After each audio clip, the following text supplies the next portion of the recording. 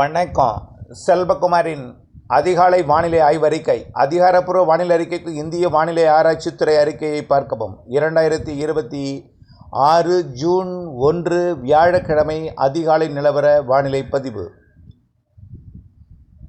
நேற்றைக்கு கன்னியாகுமரி மாவட்டத்தின் மலைப்பகுதிகளிலையும் மேற்கு பகுதிகளிலையும் நல்ல மழைப்பொழிவு பொழிந்திருக்கு. 5 சென்டிமீட்டர் வரைக்கும் பொழிந்திருக்கு.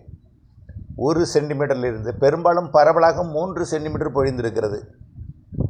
நீலகிரி மாவட்ட மேற்கு சரிவில் மழை, பிற பகுதிகளில் பெரிதாக மழை இல்லை. ஆனால் கண்டிப்பாக மழை பொழியும். அதாவது பருவமழை தொடங்குவதற்கான காரணம், தாமதமடைவதற்கான காரணமும், பருவமழை தொடங்குவதற்கான காரணமும், தீவிரமடைவதற்கான காரணமும், வெப்பச்சலன இடிமழை பொழிவு தமிழ்நாட்டின் உள்பகுதிகளில் பொழிவதற்கான காரணத்தையும் இதில் அறிவிக்கப் போகிறேன். இறுதி வரை இணைந்து கேட்க அன்போடு கேட்டுக்கொள்கிறேன். அதாவது உங்களுக்கெல்லாம் ஒரு பெரும் அச்சுறுத்தல், எல்னினோ, சூப்பர் எல்னினோ. இப்போ பார்த்திங்கன்னா 2 நாளாக உலக வானிலை நிறுவனம், அதாவது ஐநாவோட நிறுவனமும் இந்தியாவிற்கு பருவமழை குறைவாக பொழியும்னு, அதுவும் மோசமாக 50% வரைக்கும் குறையும்னு சொல்லி போட்டு பயங்கர அச்சத்தை ஏற்படுத்தியிருக்காங்க. ஒன்று மட்டும் புரிஞ்சிங்க, வட இந்திய சமவெளி பகுதிகளில் குறையலாம், இமயமலை பகுதிகளிலையும் மேற்கு தொடர்ச்சி மலைப்பகுதிகளிலையும் குறையாது. ஏன் பருவமழை தாமதமடைகிறது? நேற்றைக்கு ஏன் எதிர்பார்த்த வெப்பச்சலன இடிமழை பொழிவு பொழியவில்லை, மேற்கு தொடர்ச்சி மலைப்பகுதிகளில் ஏன் பொழியவில்லை என்பதையும், அது எப்பொழுது தீவிரமடையும் என்பதையும், தென்மேற்கு பருவமழை தொடக்கம் தீவிரம் எப்போது என்பதையும் இதில் பார்ப்போம்.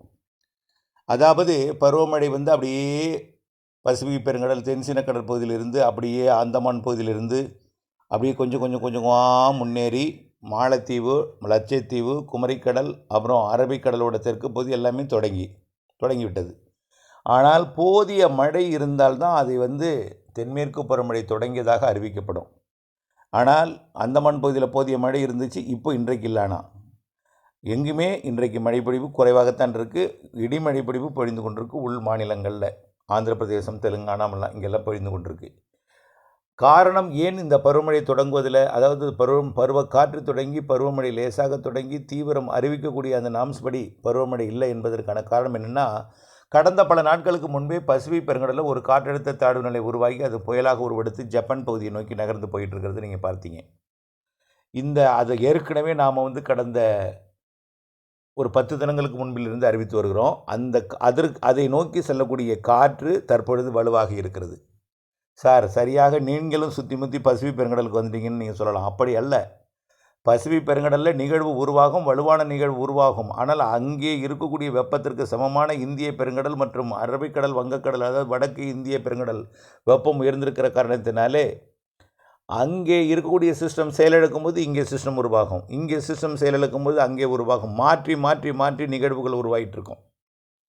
ஆக 2 பக்கம், அதாவது வங்கக்கடலுக்கு நிகராக பசிபிக் பெருங்கடல் இருக்குது. சரி, வங்கக்கடல், அரபிக்கடல் மற்றும் இந்திய பெருங்கடலுக்கு நிகராக பசிபிக் பெருங்கடல் இருக்குது. அதாவது இந்திய பெருங்கடல் வெப்பமும் பசிபிக் பெருங்கடல் வெப்பமும் கிட்டத்தட்ட சமமாக இருக்குது. ஆக பசிபிக் பெருங்கடலில் நிகழ்வு இருக்கும்போது வங்கக்கடல், அரபிக்கடல், இந்திய பெருங்கடலில் நிகழ்வு இருக்காது.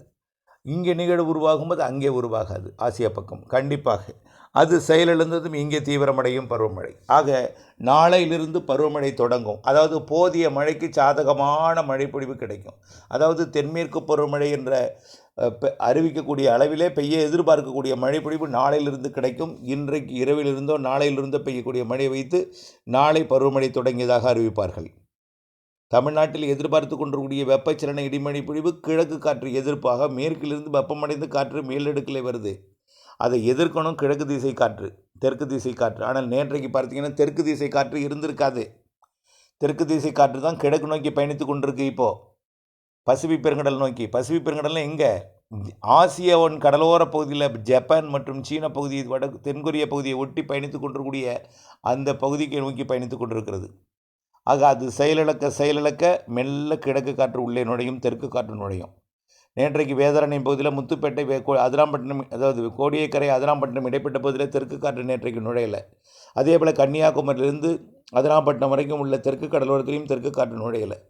அதே போல் கடலூர் மற்றும் டெல்டாவின் கிழக்கு கரையோரமும் நுழையலை. நேற்றைக்கு கிழக்கு காற்று நுழைந்திருந்தால் உள்ளே வெப்பச்சலன இடிமழை பிடிப்பி குளிர்வித்து கொடுத்துருக்கோம்.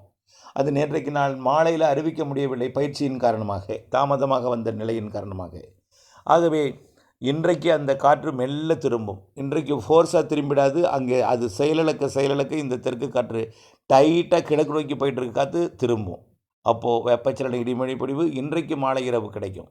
டெல்டாவிற்கும் எதிர்பார்க்கப்படுகிறது, வடகடலோரமும் எதிர்பார்க்கப்படுகிறது. அதாவது சென்னைக்கும் வேதாரண்யத்துக்கும் இடைப்பட்ட பகுதியிலும் எதிர்பார்க்கப்படுகிறது. வட உள் மாவட்ட பகுதிகள், கோயம்புத்தூர் உள்ளிட்ட, திருப்பூர் உள்ளிட்ட மேற்கு தொடர்ச்சி மலை மாவட்டம், கர்நாடகா ஆந்திர எல்லையோர மாவட்ட பகுதிகள், தென் மாவட்ட மேற்கு தொடர்ச்சி மலைப்பகுதிகளிலையும் எதிர்பார்க்கப்படுகிறது. இதில் தென் கடலோரம் மட்டும் இந்த ராமநாதபுரம் மற்றும் ராதாபுரம் இந்த பகுதி இடைப்பட்ட பகுதி மட்டும் கொஞ்சம் தெற்கு காற்று வலுவாக வர்ற காரணத்தினால, ரொம்ப ஃபோர்ஸாக வர்றதுனால கொஞ்சம் அங்கே எட்டி பிடிக்காது என்றாலும் ஒரு சில நாட்கள் மழைப்பொழிவு கொடுக்கும். ஆனால் அது எந்த தேதின்னு மட்டும் சொல்ல முடியாது. நேற்றைக்கு கூட ராமநாதபுரத்திலிருந்து கைபேசி அழைப்புகள் நிறைய வந்தது. அப்போது நான் அதாவது அதை ஏற்க முடியவில்லை. ஆகவே கிழக்கு திசை, அதாவது மேற்கிலிருந்து கிழக்கு நோக்கி பயணித்து கொண்டிருக்கக்கூடிய காற்று தொய்வில்லாமல் போகிற காரணத்தினாலே தெற்கு கிழக்கு திசை தென்கிழக்கு திசை காற்று நுழையலை, இன்னையிலேருந்து நுழைய தொடங்கும். நாளைக்கு வலுவாக நுழையும்.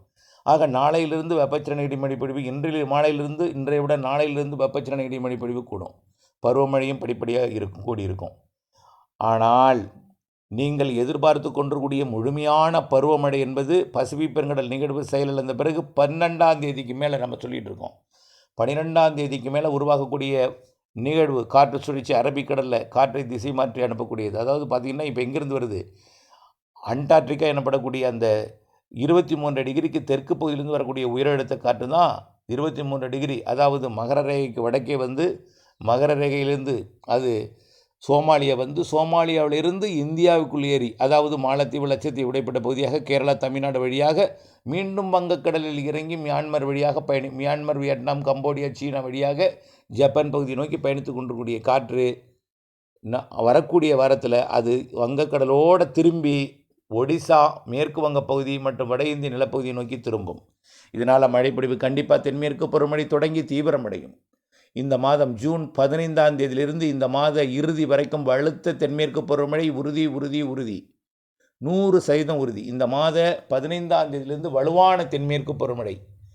நல்லா புரிஞ்சுக்கிங்க, மாதத்துக்கு 15 நாள் தென்மேற்கு பருவமழை கேரளா, கர்நாடகா, தமிழ்நாடு உள்ளிட்ட பகுதிகளில் தீவிரமாக இருக்கும்.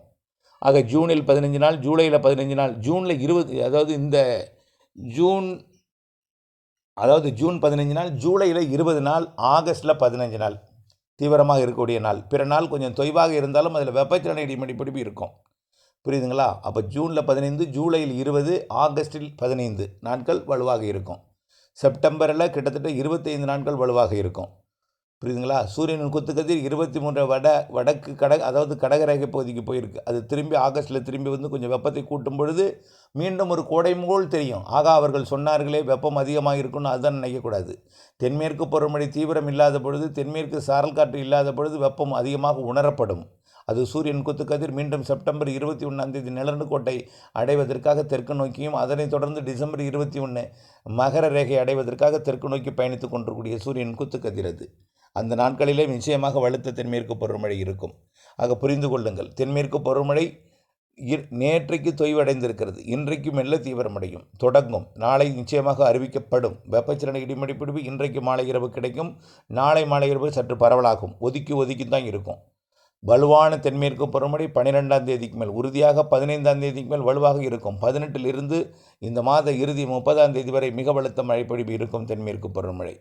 அதேபோல் ஜூலையில் ஒரு 20 நாள் இருக்கும் வலுத்த மழை.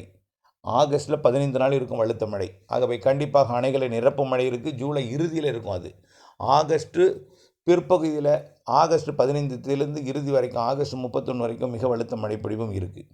ஆகவே தற்பொழுது தொய்வடைந்திருக்கக்கூடிய இந்த வெப்பச்சலன இடிமழை பொழிவு இன்றிலிருந்து மாலை இரவிலிருந்து ஆங்காங்கே பொழிய தொடங்கும். தென்மேற்கு பருவமழை நாளையிலிருந்து தொடங்கி இருக்கும். மாத 12ஆம் தேதிக்கு மேல் 15ஆம் தேதியிலிருந்து உறுதியாக வலுத்த தென்மேற்கு பருவமழை இருக்கிறது என்பதை புரிந்து கொண்டு வானிலை அப்டேட்ஸோடு இணைந்திருந்து வானிலை துல்லியம் இருந்து திட்டமிட்ட வேளாண்மை செய்து லாபமடைந்திட அன்போடு கேட்டுக்கொள்கிறேன். நன்றி.